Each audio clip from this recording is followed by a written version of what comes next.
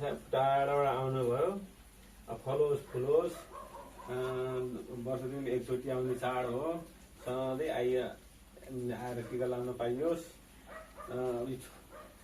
छोरी ल सधैँ दसैँमा सम्झेर बुवा मम्मी घरमा आउनु दसैँको चाडबाड हो आफ्नो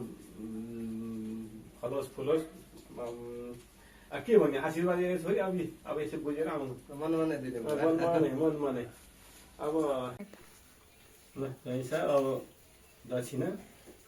भएन यो फेरि अब पैसा वर्ष एक दिन आउनु रहेछ ल यो पनि दिइबक्सेस् ल एक दिन आउने छोरी दक्षिणा लिए सरकारले काठमाडौँ उपत्यकाभित्र नै र बाहिरी नै गाडीको आवत जावत 3 दिनका लागि बन्द गरेको छ। ओहो जैसा विपद जोखिम 3 दिनको लागि बन्द अरे नि त जैसा